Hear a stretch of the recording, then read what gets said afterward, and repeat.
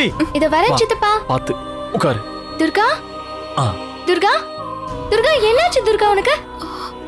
துர்கா என்ன ஆச்சு? கண்ணை திறந்து பாரு. சித்தப்பா துர்காக்கு என்ன ஆச்சு சித்தப்பா? ஒண்ணு இல்ல பதட்டப்படாத. சித்தப்பா இல்ல நீங்க போய் சொல்றீங்க சித்தப்பா. அது ஐயோ என்ன ஆச்சு சித்தப்பா? ஏதாவது பிரச்சனையா? நீ சீக்கிரம் போய் கொஞ்சம் தண்ணி எடுத்துட்டு வாங்க. போ சீக்கிரம் போ. துர்கா ஏய் சீக்கிரம் வா. இத வந்துட்டேன். என்னங்க துர்கா கொஞ்சம் தண்ணி குடி.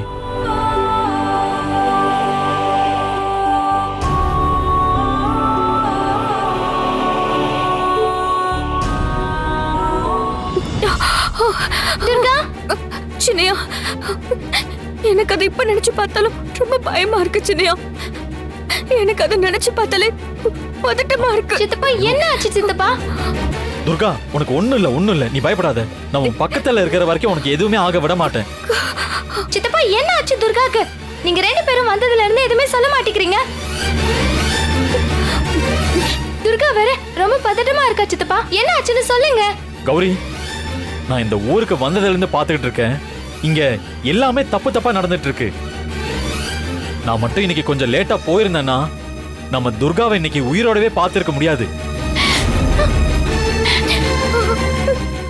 என்ன சித்தப்பா சொல்றீங்க? ஆமா கௌரி, நான் மட்டும் கொஞ்சம் லேட்டா போயிருந்தேன்னா துர்காவை கொலை பண்ணி அந்த பழிய தூக்கி அம்மன் மேல போட்டிருப்பாங்க. நல்ல வேலை நான் துர்காவை கண்காணிக்க அவ செயின் டாலர்ல ஒரு டிராக்கரை வச்சு அந்த டிராக்கரை ஒரு ஆப் மூலமா என்னோட வாட்ச்ல கனெக்ட் பண்ணி வச்சிருந்தேன். அதனால்தான் துர்காவுக்கு ஏதோ ப்ராப்ளம்னு ஒரு நோட்டிபிகேஷன் அலர்ட் வந்துச்சு. அதை வச்சுதான் என்னால அந்த லொகேஷனை கண்டுபிடிக்க முடிஞ்சது. இல்லனா அவனுங்க நம்ம துர்காவோட கதையவே முடிச்சிருப்பானுங்க. ஏற்கனவே ஊர்ல நடக்கிற எல்லா கொலைக்கும் அம்மன் தான் காரணம்னு மக்கள் நம்பிட்டு இருக்கிறப்ப துர்காவுக்கே இப்படி ஒரு நிலைமை ஆயிடுச்சுன்னா இப்ப இருக்கிற சூழ்நிலையை விட நிலைமை ரொம்ப விபரீதமாயிடும். துர்கா சித்தப்பா நீங்க சொல்றதெல்லாம் கேட்கும் போது எனக்கு ரொம்ப அதிர்ச்சியா இருக்கு. இல்ல கௌரி, ஆக்சுவலி என்ன நடந்துச்சுன்னா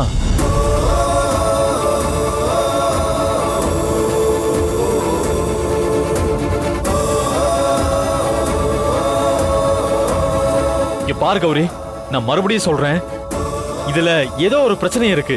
எனக்கு தெரியல, துர்காவோட உயிருக்கு பெரிய ஆபத்து இருக்கு. இனிமே துர்கா அந்த வீட்டுல இருக்கிறது சேஃப்டியா இருக்காதுன்னு எனக்கு தோணுது. கௌரி நான் சொல்றேன் தப்பா எடுத்துக்காத. நீ பரிகாரம் பண்ணி முடிக்கிற வரைக்கும் துர்கா என் கூடவே இருக்கட்டும். இல்ல சித்தப்பா நான் என்ன சொல்ல வரேன்னு நீங்க புரிஞ்சுக்கோங்க. ப்ளீஸ் கௌரி, இந்த விஷயத்துல நான் சொல்றத மட்டும் நீ கேளு. நீ செய்யற இந்த அம்மன் பூஜை பரிகாரம் இது எதையுமே நான் எதிர்க்கவே இல்லை. நாளைக்கு பண்ண போற கடைசி பூஜைய எப்படி நீ பண்ணதான் போற. இங்க பாரு துர்கா, நீ இங்க இருக்க வேண்டாம். நீ இங்க இருக்கிறது உன் உயிருக்கே ஆபத்தாயிடும்.